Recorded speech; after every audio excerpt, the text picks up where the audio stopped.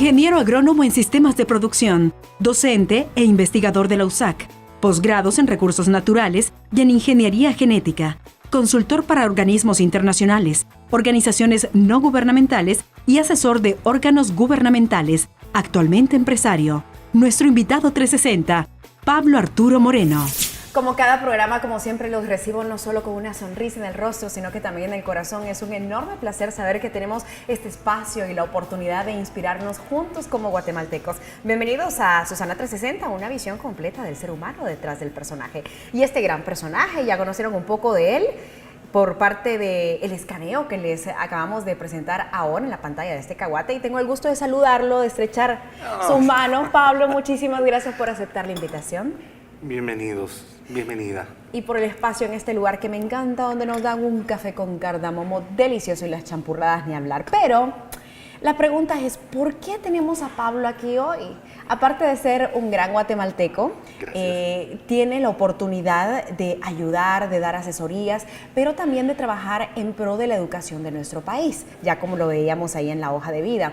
Pablo, me llama la atención también tu vida, tu historia, y eso es lo que quiero que juntos conozcamos hoy en 360. Bienvenido. Gracias, Susana. Bienvenida. Eres fenomenal. Realmente te admiramos.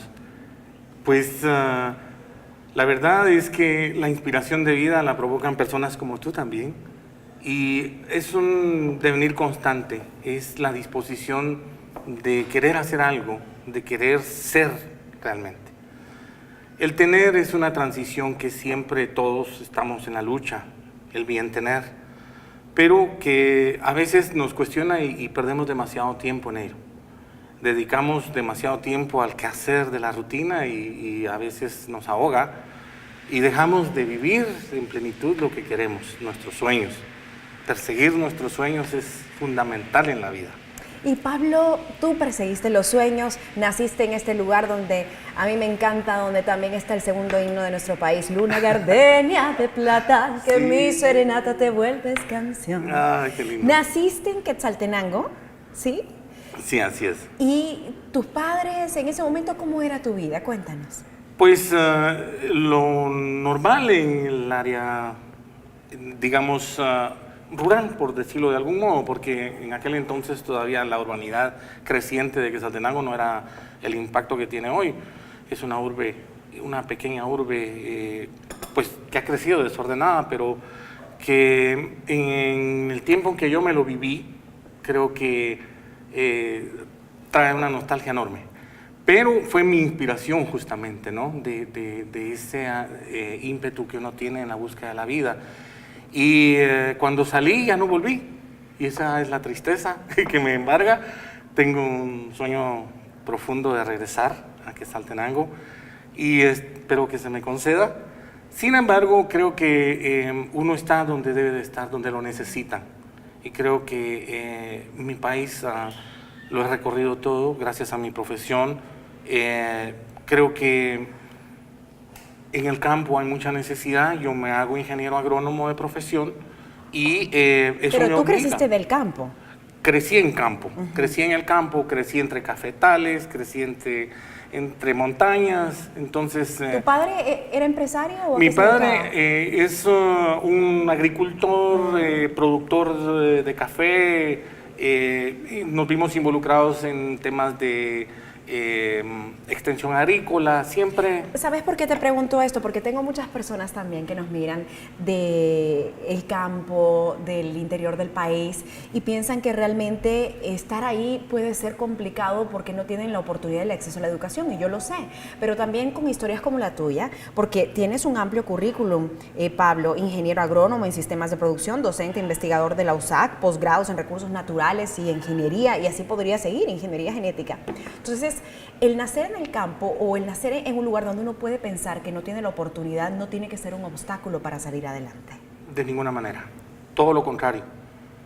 Vivir en el campo nos da una opción de ser libres, y esa libertad es la que nos debe llevar a la búsqueda de nuestros más caros anhelos. Creo que la limitante está simplemente en las oportunidades. Eso sí es cierto. Hemos vivido en una nación carente de oportunidades, donde un pequeño sector las concentra los recursos también se concentran en las grandes urbes y eso limita un poco, digamos, el acceso. Pero no es limitante para que todos podamos tener el sueño de vivir lo mejor, de desear lo mejor. ¿Fue difícil para ti estudiar y poder sacar todos estos títulos a nivel académico? No porque está en uno la decisión, la determinación de poder alcanzar, como decía, la vocación que uno tiene y sobre todo fundamentalmente el servicio. Creo que es allí donde tenemos que encontrarnos todos. Eso me gustó, lo del servicio. Y entonces, bueno, cuéntanos por qué decides estudiar ingeniería en agronomía en sistemas de producción. ¿Por qué? Porque básicamente somos un país agrícola. Nuestro, digamos, primer nivel está en esta producción que no hemos dejado, en esa lógica campesina que persiste. No nos hemos puesto a pensar en que más allá de ser productores, no le damos valor agregado a nuestras producciones. El café es un ejemplo de ello. Tardamos mucho enviando exportaciones, volúmenes de exportación de café a los países sin darle valor agregado, es decir, con el cardamomo nos sigue pasando lo mismo. Somos productores de materia prima, sin embargo, no le damos el sentido que le dan, por ejemplo, el mundo árabe o los hindús al cardamomo. Y cuando hablas del sentido es como también tener para nosotros, para el área local, para Guatemala, no solamente exportar, sino que también tener para el consumo. Precisamente, porque, por ejemplo, ya que te cité el cardamomo es una especie que, por ejemplo, lo consumen, decía, los árabes, porque ellos reconocen que su consumo, precisamente, valga la redundancia, les provoca bienestar, salud. Es decir, los componentes mayoritarios saben que les alivia la ingesta, les provoca bienestar y además es portador de oxígeno para heridas internas, llagas internas. Entonces ellos consumen no solo por historia, por cultura, sino que por salud. Y eso es lo interesante. Entonces nosotros tenemos en campo serias limitaciones en atención primaria, en salud, y es irónico que teniendo recursos naturales no los estemos aprovechando. ¿Y por qué crees que nos pasa eso en nuestro país? Yo digo, tenemos tanta pobreza, tenemos tanta carencia, hablamos de desnutrición en altos porcentajes y somos un país rico en agricultura, exportamos. ¿Y qué es lo que pasa entonces? ¿Qué estará fallando? ¿La estructura, la falta de organización o la ignorancia en sí? Es un conjuro. Creo que debemos ir reconociéndonos como un país rico con mucha pobreza. Y esta antagonía es irónico, ¿no? Sí, es irónico. Es la que nos tiene todavía en un debate tremendo. ¿Cómo es posible que nosotros decidamos enviar nuestros mejores productos, nuestras mayores exportaciones, y no le demos el valor que necesita nuestra nación para poder consumirlos? Entonces, por ahí es un, digamos, problema que nos falta resolver, pero que yo creo que generacionalmente lo estamos cada vez reconociendo de manera consciente. Y yo apuesto a que vamos proponiéndonos hacer esos cambios, fundamentalmente porque ya no podemos seguir así. Tenemos que hacer un paro en nuestra vida, tenemos que analizar qué es lo que más nos conviene como nación, y no solo a nivel de país como Guatemala, sino a nivel de región. Hablo desde Tijuana hasta la Patagonia. Tenemos que razonar como latinoamericanos qué es lo que realmente queremos. Y la unión hace la fuerza, y eso es importante. Exacto. Vamos a la pausa, Pablo. Vamos a regresar contigo para platicar un poco también de esto que a mí me llama la atención. Realmente no es como que uno en cada esquina puede encontrar a una persona que haya estudiado sobre genética. Así que vamos a conocer eso y también tu llegada aquí a la capital y cómo has sido de beneficio y de bendición para muchas personas en cuanto a la generación de empleo. Hacemos una pausa en 360. Enseguida volvemos con más. Lástima que no puede probar este café con cardamomo. Está delicioso.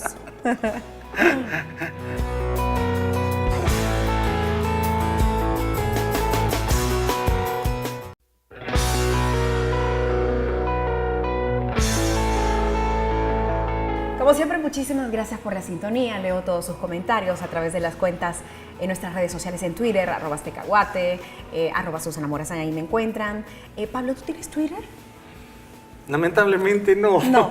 pero Pero qué bien, por la paz mental. un poco. Uno lo hace por trabajo y también por placer, porque a mí me encanta leerlos. Ya estoy con mi segunda taza de café con cardamomo, es delicioso esto. Edgar, ¿cómo estás? Qué gusto saludarte. Igualmente, el gusto es mío. ¿Qué me traes, Edgar? Este es un omelette light.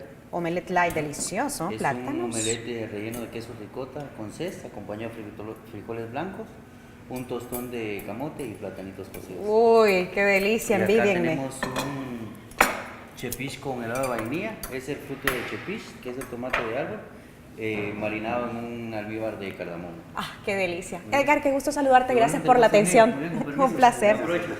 Bueno, buen provecho para nosotros y ustedes también. Pablo, ¿cómo llegas a la capital? ¿Cómo sales de allá de Quetzaltenango? ¿Decides estudiar? ¿Cómo fue tu vida en ese momento?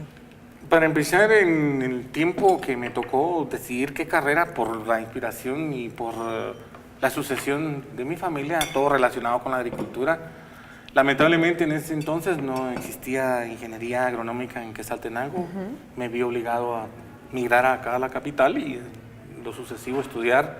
Tuve la fortuna de hacerme docente en la Universidad de San Carlos.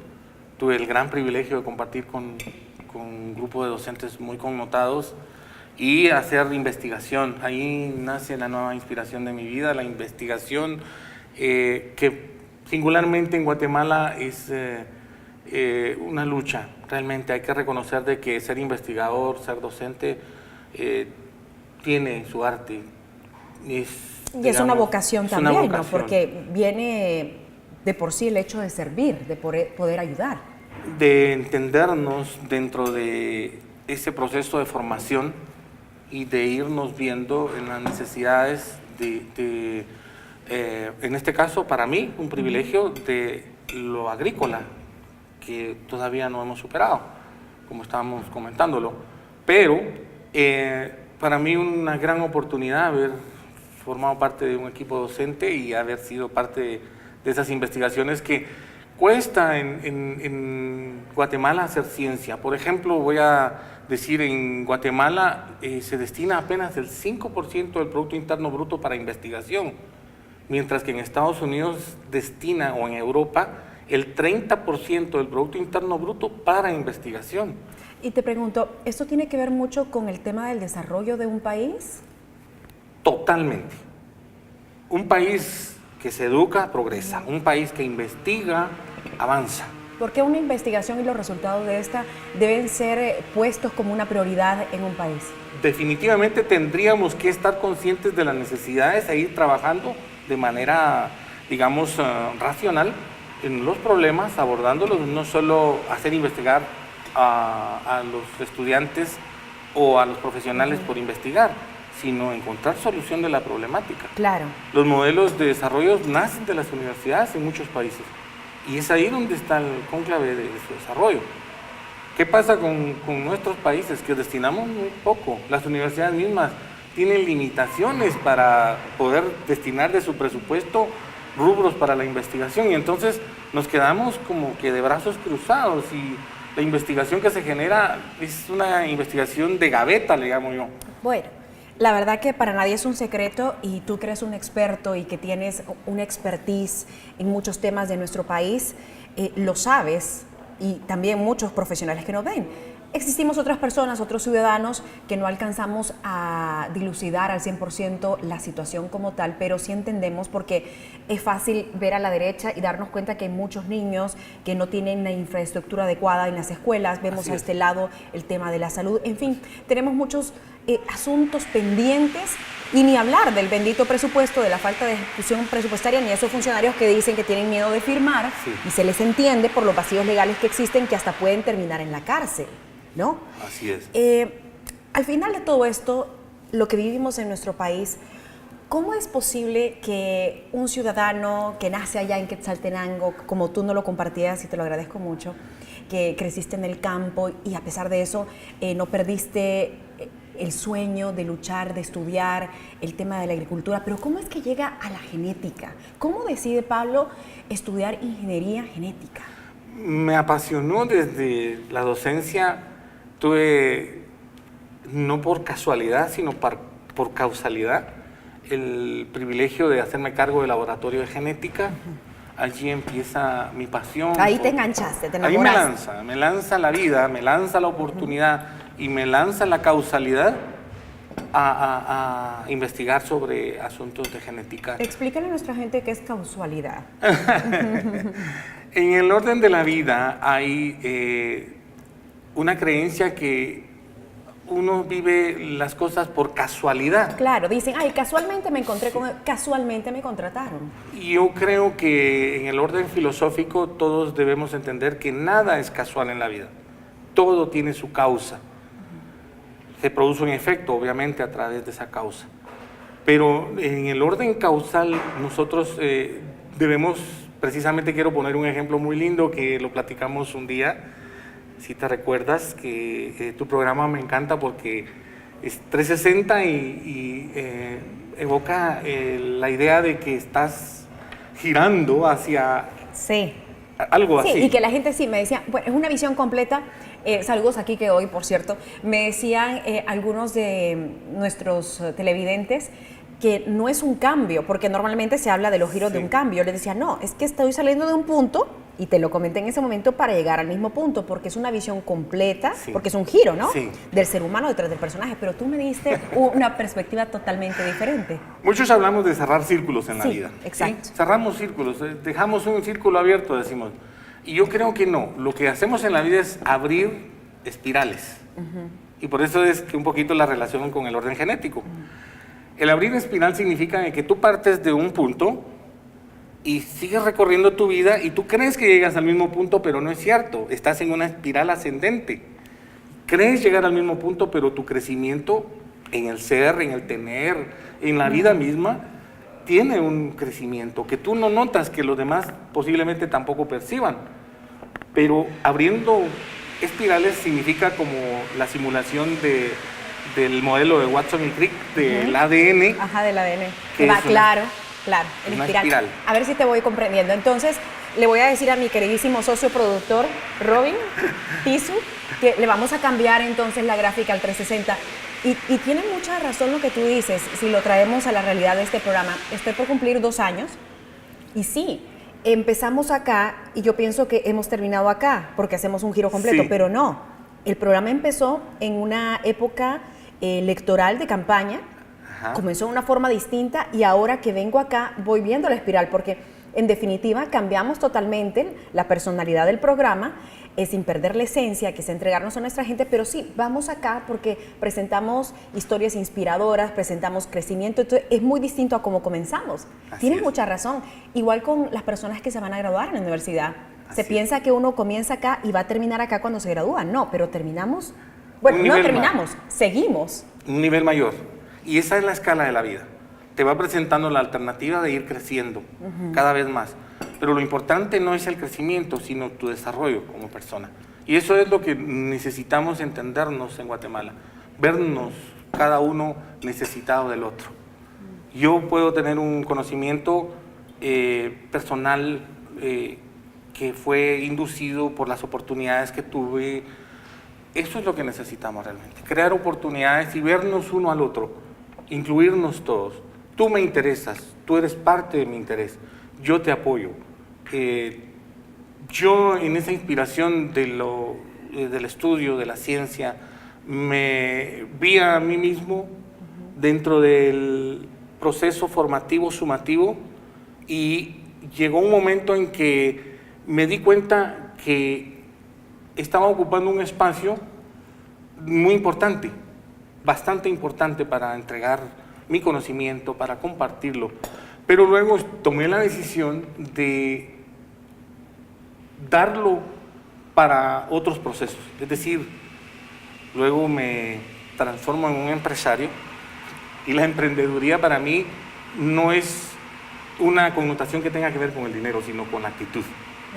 La real connotación de la emprendeduría es que tú tienes la oportunidad de hacer, de poner, de arriesgar, y el camino está. Entonces, como me lo dijiste antes de comenzar este programa, para los que tienen su sueño aquí en la mente y también en el corazón de ser empresarios, pero que ahí están, que de repente nos están viendo y tienen 40 o 50 años y dicen, bueno, para mí la vida ya se terminó porque ya voy más para afuera que para adentro. No es así. No es cierto. Vamos a quedarnos con esto para irnos a la pausa comercial y como me lo dijiste, no se me va a olvidar, creer es crear.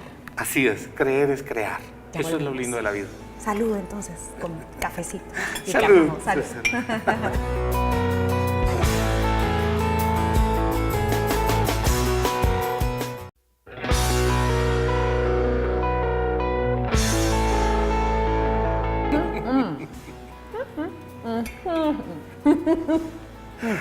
Qué bueno que te guste.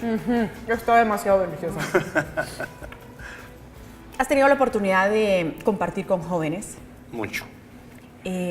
¿Alguna experiencia que nos quieras compartir que te haya marcado a ti y que también pienses que contribuyó de alguna forma en esta espiral del 360 a esta persona? Sí, en realidad a mí me gusta hablar de equipos, porque la doctrina, como nosotros le llamamos corporativamente, es algo que contribuye a pensar de manera colectiva. Debemos dejar de pensar de manera individual. Tenemos que aprender a vernos de manera colectiva. Yo tengo una gran idea, la comparto, las otras personas que colaboran conmigo me ayudan a desarrollarla y todos nos vemos en un beneficio mutuo. Si nosotros aprendemos a vernos de manera colectiva, por supuesto que vamos a cambiar. Ya lo decía desde Tijuana hasta la Patagonia. Tenemos que aprender a vernos como hermanos, sin diferencias. Claro que el orden piramidal que Platón planteaba dentro del canon, digamos, del desarrollo social existe. Por supuesto que hablábamos de la educación. No a todos, en estos países nuestros tan pobres, llega la educación como debería de ser, de calidad y en cantidad. Los presupuestos se van para otros propósitos. Vemos una corrupción campeante, políticos que no tienen un marco filosófico de vida, porque Platón también planteaba eso. Para ser un buen político, tú debes de tener un marco filosófico claro, una filosofía de vida. Tienes que tener, para tener un marco filosófico, tienes que tener un marco ideológico claro. ¿Y tú crees que la mayoría de funcionarios que tenemos ahora tienen eso? No, carecen de un marco ideológico.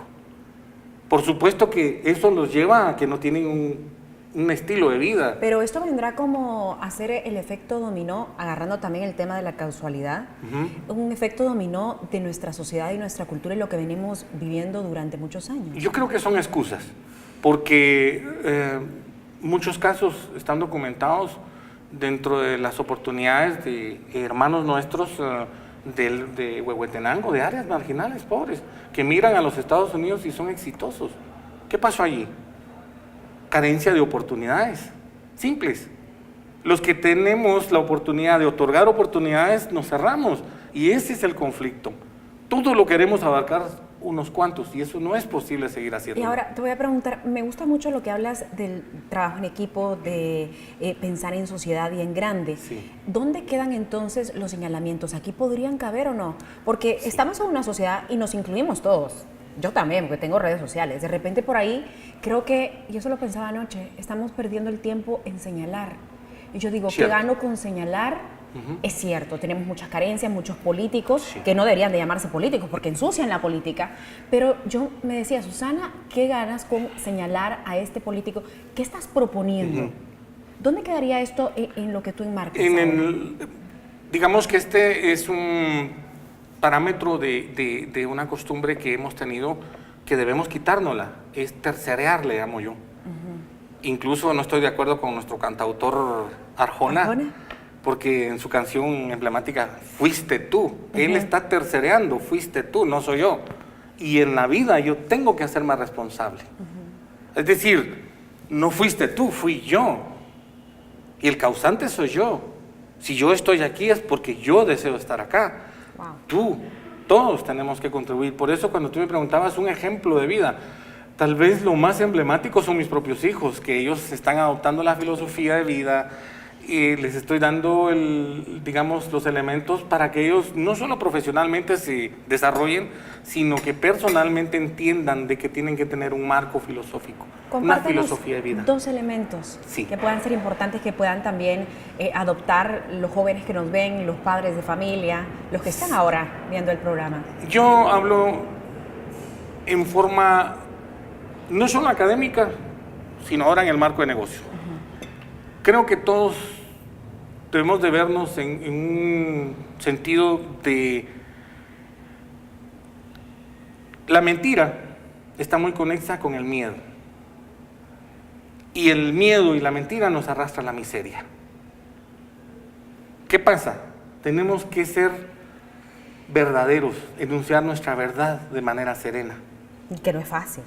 Pero la verdad nos lleva a ser valientes.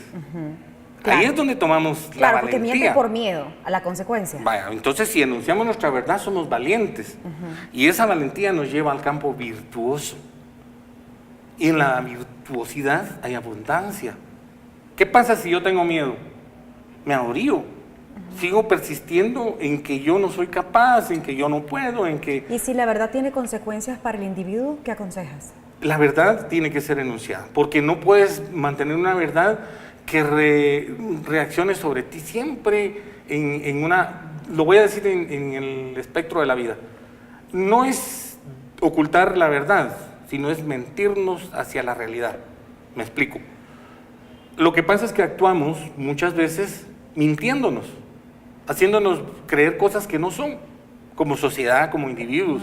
Entonces, generalmente lo que pasa es que nosotros tenemos la tendencia a que nos engañamos.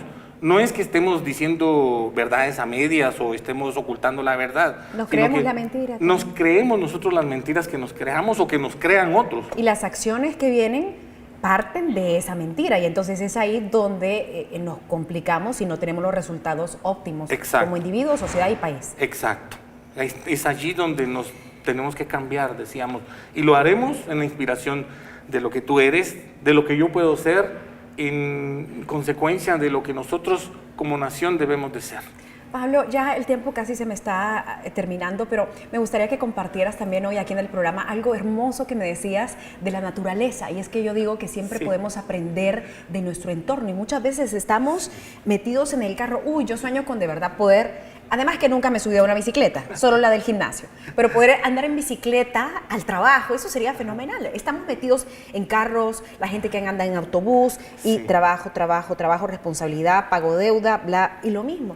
Y olvidamos esto, respirar, disfrutar de un buen café, del sol, de la naturaleza.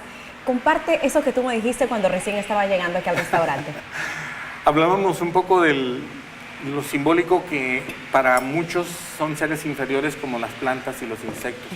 Pero ellos nos dan un ejemplo en la lucha constante de la evolución de que es posible crear, porque creer es crear. Entonces, las plantas, por ejemplo, tienen en su inspiración de vida, dar vida para la continuidad de la vida. Es decir, su máximo exponente es un fruto para que lo consumamos los de la cadena trófica. Y en consecuencia, te decía del mimetismo. ¿Cómo es posible que un insecto miméticamente se transforme en apariencia como hoja? ¿Cómo logró la naturaleza eso? ¿Cómo un insecto ínfimo o un ser inferior, como mal llamados los tenemos, pueda haber tenido la capacidad de transformarse como en apariencia mimética como una planta, para que no sea devorada, para que ese insecto no sea consumido por la cadena trófica, o como una planta se transforma en insecto Como para que una atraer flor, polinizadores. sí. Una flor que parece un insecto y realmente está Exacto. atrayendo a... Si ellos en su polinizadores. naturaleza ínfima pueden lograrlo, ¿cómo nosotros seres superiores no podemos poner nuestro mejor talento? Es irónico. Es allí donde tenemos que apreciar la vida y la naturaleza misma. Es allí donde tenemos que vernos. Somos capaces de lograr lo que es en naturaleza propia. Muchísimas gracias por la No, oportunidad, encantado. Pablo. Se me queda cortito el tiempo. Encantado. Bienvenido siempre. Esta es su Gracias. casa. y espero de que podamos hablar en campo muchas cosas sí, maravillosas. Lo vamos por a hacer. favor, invitados. Muchas gracias y que te siga acompañando la luz, las puertas abiertas, portones, ventanas y todo. A ti también. Muchas Es gracias. mi mayor deseo. Gracias. Gracias a ustedes un abrazo como siempre y no olviden que para que este programa estuviera aquí fue pensado y después fue sentido aquí en mi corazón y se creó gracias a la oportunidad de TV Azteca Guate. Así ustedes también pueden crear y seguir adelante buscando sus sueños. Un beso, un abrazo y que estén muy bien. Y yo sigo disfrutando de estos ingredientes cobaneros que me tienen pero extasiada. Hasta la próxima.